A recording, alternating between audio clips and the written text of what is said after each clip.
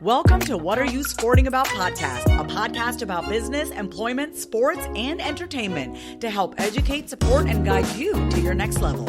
Here's your host, attorney Sivonnia DeBarros. Hello, my name is Sivonnia DeBarros. I'm your host with What Are You Sporting About podcast. And today we have a very special guest, Mr. Marcus Wingate with Wasserman. Welcome to the show, Marcus. Thank you, Sivonnia. Thank you for having me. I appreciate it. How are you doing? I'm doing great, and it's a pleasure to have you here. So why don't you tell us a little bit about yourself? Well, I'm originally from a small town, East Jordan, Michigan. I moved there after living in Palm Beach, Florida for 10 years. I went to the University of South Florida, ended up walking onto the football team there my senior year. That's a longer story. And then went to grad school at USF as well, and an MBA in sports management program. And now I currently work for Washington, a sports lifestyle and culture agency where we represent athletes, making sure that they can take advantage of their brands and get the best contracts possible. And then we also aid brands and properties on how to best reach their consumers through sport and entertainment.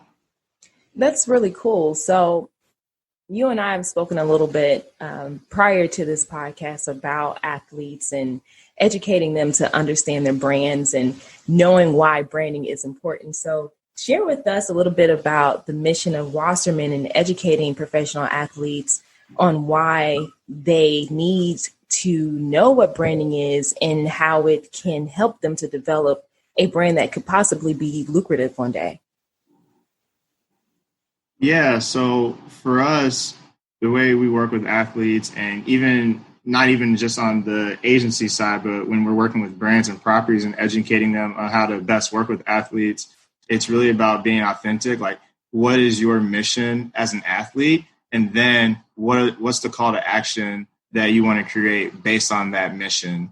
So it's really mission first, then create what the products and takeaways would be for the consumers, for your targeted audience.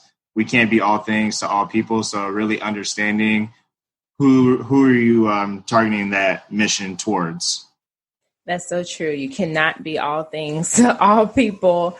I've had this conversation so many times. Like, you can't wear every single hat and think that you're going to do something great. It's not going to work. You're not cut from the cloth for everyone, if that makes any sense. No, it does. Hey, yeah. Everything is not for everybody. Right, exactly. Talk a little bit about this call to action, because I'm going to tell you, so even as a professional and lawyer, one of the issues that I didn't understand as a baby lawyer when I first started was branding. And I didn't understand creating, even if it was a simple social media post, actually creating a call to action. And I think a lot of people forget about that. We create amazing looking posts, but we never submit a call to action. So it just basically sits there. So talk a little bit about what a call to action is and why, especially professional athletes who are trying to individually establish their own personal brands, why they need to implement that particular thing in the social media world or in any type of place where they may go and set up to ask someone to do a certain thing or to engage with them. Why is a call to action important? Well, before I get to the call to action, it really starts, like I said, with the mission first. What's your position on an issue? Like, you're a lawyer, so it's like, are you the prosecutor? Are you the defender? So you need to understand your position. So then when you're gathering the facts, are you gathering the facts for or against the case? And so that's your call to action. Like, what do you want to do? Do you want the person to be locked away for the crimes that they've committed, or do you want the person to go free because of the crimes they have not committed?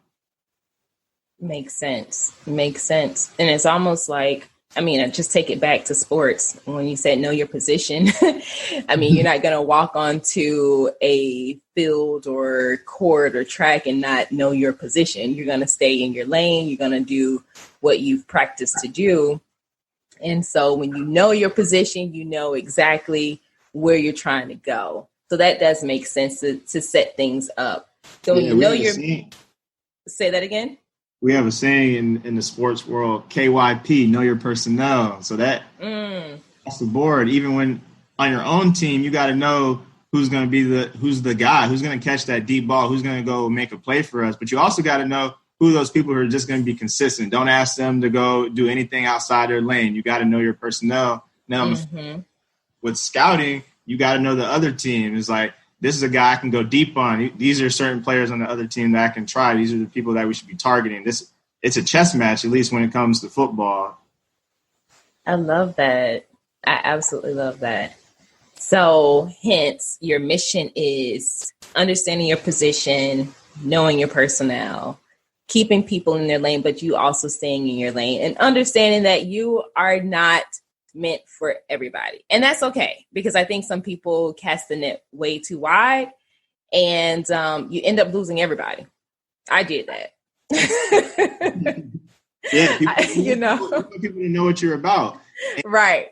People can know what you're about. You need to know what you're about first. And so that's why I say creating that mission statement, that brand positioning statement, that's the most important piece, because that's going to be your North Star. That's your guiding light. That's going to let you know what kind of post should I post during, obviously, the travesties that are going on in our country now. That'll help you craft your response to, like, I don't know what to say during COVID-19. It's like you double down on who you are. You rise to the occasion of who you are, and you really fall down to that preparation. Yeah. And that just goes back to something you said earlier is, having authenticity. So when things do happen, and if you stay true to who you were, I mean, it helps to really strengthen your brand, because people start to trust you and know who you are. And they're like, wow, I can really get behind this man or this woman, because no matter what happens, we know you. It's not like we're trying to get on board with an entirely different character. Yeah, you have to take pride in what makes you unique. Right. Absolutely.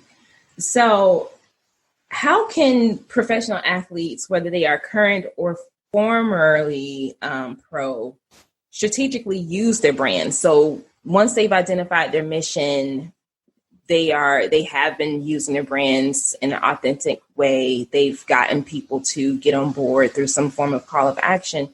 How can they strategically use the brand? So that then becomes the fun part. There's a lot of ways to strategically use your brand.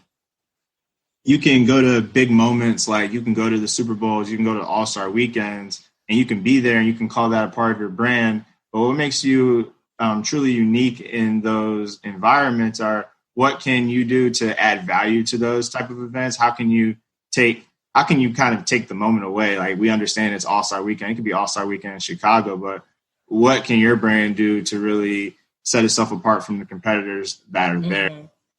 You can build from the ground up. You see guys like LeBron, and it's like, obviously he's a megastar, but at the beginning of his career, he was just a guy with a lot of expectations. And thankfully for himself, he rose to those expectations, and he's built off sub-brands from the mega brand that is LeBron James. Like, you see his partnership with Nike, and Nike was that is always supporting their athletes, and they double down on that. They don't care that people don't support that. They support peaceful protests against police brutality. They don't mind losing those consumers because they know who they are as a brand, which makes it easier for athletes like LeBron James to really double down. It's like, love working and being a partner with a company like Nike. No, you touched on a lot of things. So, Nike is a very well-known brand, and it actually it surprised me in a good way when the Kaepernick issue was very, very prevalent. It was so fresh in the country, and people were talking about it, and a lot of athletes were kneeling with him. But of course, he couldn't get another contract. And then one day, I don't know if you saw this commercial, but one day Nike comes out with this fire commercial with Kaepernick and Serena. Yeah. I mean, it was so cool. I was like, I will forever wear Nike and Chuck Taylors. That's the thing. That's the thing with Nike. You never see them say, "Hey, we're having a sale." They don't tell you, "Hey, that's a Nike shirt." Like, it's just and doubling down on their mission, and that's what they produce. They do a fantastic job. It was like, where we work at Wasserman, and one of our subsidiary companies is Laundry Service and Cycle, and they do a lot of great work with Nike and to produce those messages. And it's just outstanding what they do. And it's like, so outstanding. And they trust, not only do their base trust them and appreciate their realness, but I think Nike doesn't give a crap because they're like, we know our followers are strong. Like, they're going to stand with us, period. And they believe what we believe in. So if you're creating a brand where people have followed you for so long and you have basically the same core values, they're going to follow you. They're going to believe in you. They're going to support you, but you have to, in my opinion, I guess you have to just believe in yourself too and not be afraid to be your authentic self. That's what it's all about, being your authentic self. That's what makes you unique. Yes. So let me ask you this. What's the biggest misconception about a brand or branding in the professional athlete world? I can really speak from my experience and just what I see when, whether I'm doing any social listening or doing any casual scrolling through social media. I like to think I have a pretty diverse set of followers and people that I follow. And it's interesting that people really equate building that personal brand to not being a team player, to being a selfish person. That is such a large misconception. Like, there is a way, like, life is so abundant that just because someone wants to elevate their personal brand doesn't mean they're diminishing the purpose of the team. Right. And doesn't mean that they're self-promoting. They're borrowing equity from the team. Like, if I'm a Laker, like, of course I'm gonna build my personal brand off of the Lakers. They're a storied franchise, lots of rich history. Why would I not want to be associated with that brand? And that's why the NBA does a really good job. They let players build their brand off of the NBA because they know that those players are then going to be able to reach an audience that the NBA as a whole wouldn't be able to reach without those players. So the empowerment within just their structure is really exciting. And it really proves to show that these guys aren't selfish promoting. Both the players and the league work together to build each other's brands. And to me, that's a beautiful thing. And then with any company, like, obviously there's setbacks, there's drawbacks. You see the contract disputes, but all that is just a part of the war and the battle. Yeah. It is a beautiful thing because it's vice versa, right? So a lot of these athletes are mega stars almost overnight, and they tend to draw a crowd. But let's be real. Like, if you are in the pros, the Players Associations is the biggest thing, right? People have been following them for a long, long time. And so it's beneficial to both because you have sometimes this newer select group of people who are coming up and following the athlete, which is good for whatever playing association they're with, whether it's NBA, NFL, FIBA, FIFA, you know what I'm saying? But then on vice versa, a younger athlete, I mean, you're coming into a well-known establishment who have generated supporters for years, and they're watching you. They know you, and you have the opportunity to now kind of get all those people who never followed you on your team, in a sense, Yeah, so that's really cool. To that note, so more people actually follow athletes than they do leagues and teams. And I can speak to myself as, like, I follow athletes more than, like, I don't actually think I follow the NBA on Instagram. Like, I may follow LeBron James, right. Follow Ja Morant. He's a young guy who's looking to do some big things in the league. That's how I follow the NBA. It's not to say I don't watch the NBA and I don't care what they have to post. It's just that is just the nature of how younger generations are starting to follow sports, and for leagues to take advantage of that, I think contagious. Yeah.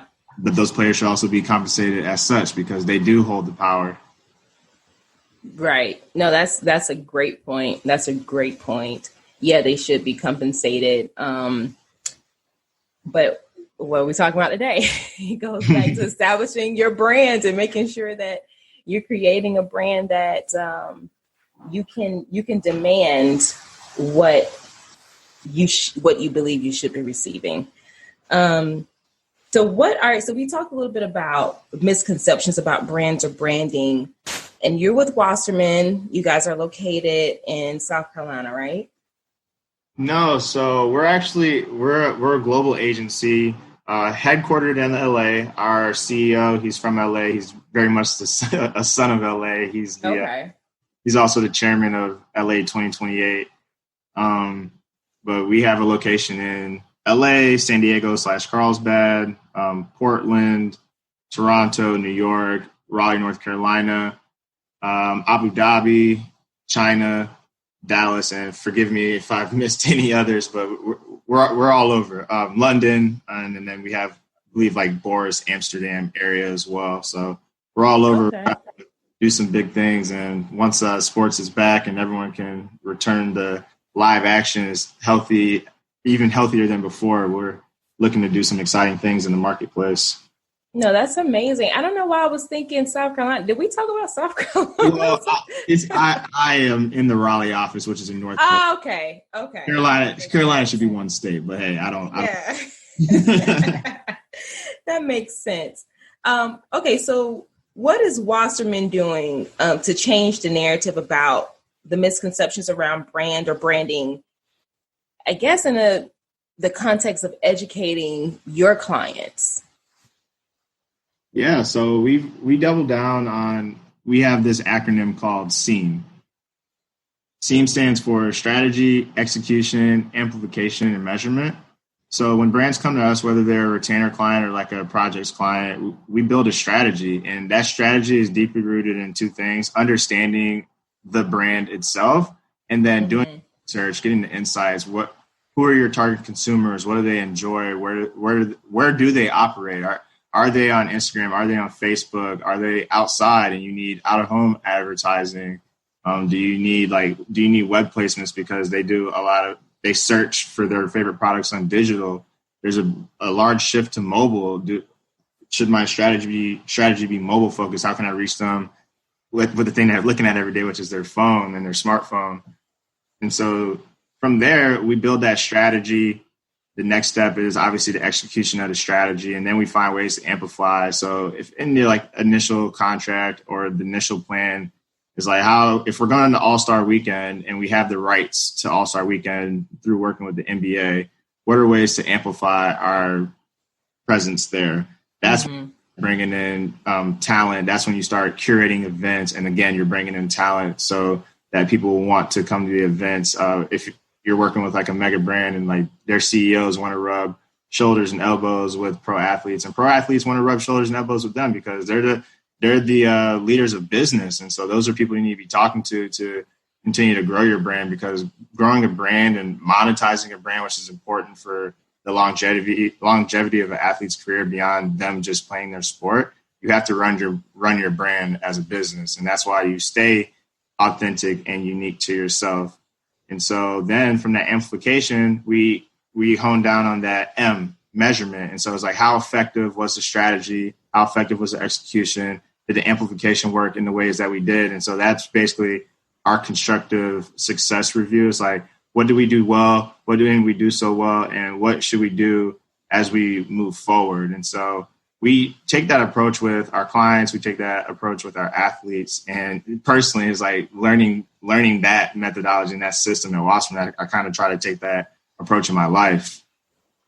I absolutely love that. And it's so simple to remember, too, for your clients, because they can kind of measure themselves as they go through the whole process of building their brand. Okay, have I hit this point? Have I figured this out? Have I, am I tracking what I'm doing so far to make sure that I'm creating a reliable brand? And a lot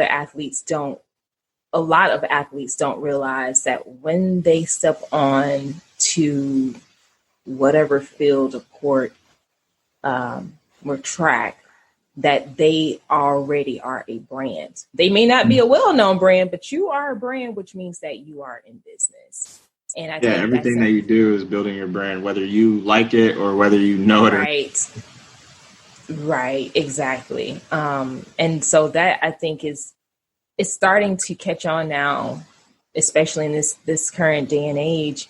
A lot of athletes are starting to realize, like, wow, I actually am in business. I'm not just an athlete. I'm actually in business for real. Like, I do this for a living, so. Yeah. And I know some people who understand that, think it's great. And at the end of the day, they continue to double down themselves and don't necessarily care about that aspect. And what I mean when they don't care, they're not trying to be profit. They're not like profit maximization, where it's like, oh, if I act a certain way and do a certain thing, I know I can get a lot of money because I'll look very conservative and safe for brands. Whereas a lot of athletes, they start to double down on themselves. And it's like, this is who I am. Mm-hmm. And honestly, that's what brands need today. The world is becoming much more socially conscious. We're socially connected through smartphones, through social media. You need ways to reach your target consumer through these authentic people. And so that's why it's important for athletes to build their brands. And it's also important for them to run it as a business. It's like whatever they measure, they can improve. So they need those intangible goals. A little marketing speak or industry speak in general is like they need those KPIs. What are those key performance indicators that they're measuring against? And at the end of the day, their brand holds them accountable to what they say they were going to do. Mm-hmm. That is true. That is so true. So you definitely got to make sure that, what do we used to say when we were kids? Like, put your money where your mouth is. Hey, that's all it is. Money where your mouth is. Like, if you're going to talk that cash. Right. Talk the talk, walk the walk. That's all it is. Yeah, that's exactly. That's actually a really good way to know what your brand is. And this is not just for athletes, it's for anybody.